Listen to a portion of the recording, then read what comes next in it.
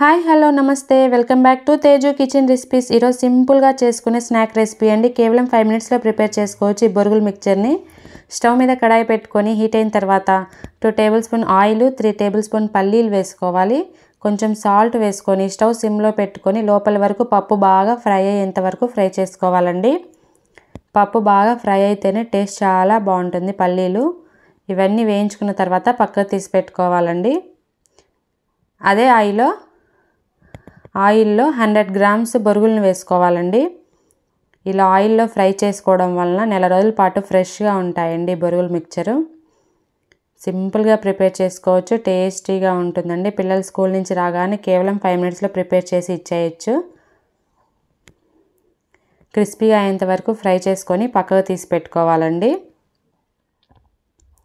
అదే కడాయిలో 2 టేబుల్ స్పూన్ల ఆయిల్ వేసుకొని 1/2 టేబుల్ స్పూన్ జీలకర్ర అండ్ అలాగే 2 పచ్చిమిర్చి, కొంచెం కరివేపాకు వేసుకొని ఫ్రై చేసుకోవాలి।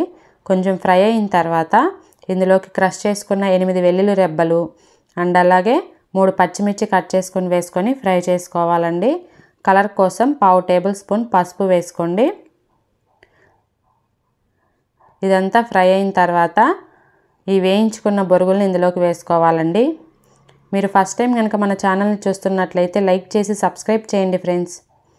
వేయించుకున్న బొరుగుల్ని ఇందులోకి వేసుకోవాలి అండ్ అలాగే వేయించుకున్న పల్లీల్ని కూడా వేసుకోవాలండి। ఇదంతా బాగా కలిసేలాగా మిక్స్ చేసుకోవాలి। ఇందులోకి మెయిన్ ఇంగ్రీడియంట్ పుట్నాల పొడి అండి। పుట్నాలు, కొంచెం కారము, లిటిల్ బిట్ పంచదార మిక్సీ పట్టుకొని ఆ పుట్నాల పొడి 2 టేబుల్ స్పూన్ యాడ్ చేసుకోండి। అది క్లిప్ మిస్ అయింది మిక్సీ పట్టేటప్పుడు। కంపల్సరీ పుట్నాల పొడి వేసుకుంటేనే టేస్ట్ చాలా బాగుంటుందండి। నెల రోజుల పాటు ఫ్రెష్గా ఉంటాయి। 8 బాక్స్లో కానీ ఇలా మిక్స్ చేసుకొని పెట్టుకుంటే 1 నిమిషం ఫ్రై చేసుకొని స్టవ్ ఆఫ్ చేసుకోవడమేనండి। వేడివేడిగా సర్వ్ చేసుకుంటే టేస్ట్ చాలా బాగుంటుంది వర్షాకాలంలో ఈవినింగ్ పూట।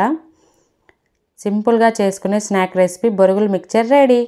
మీకు మా వీడియో కనుక నచ్చినట్లయితే మీ ఫ్రెండ్స్, రిలేటివ్స్కి షేర్ చేయండి ఫ్రెండ్స్, కమెంట్ చేయండి। Subscribe to my channel Teju Kitchen Recipes. Okay friends, thanks for watching.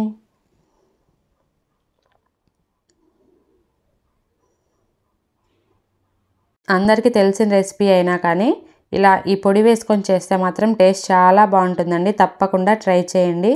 Okay friends, thanks for watching.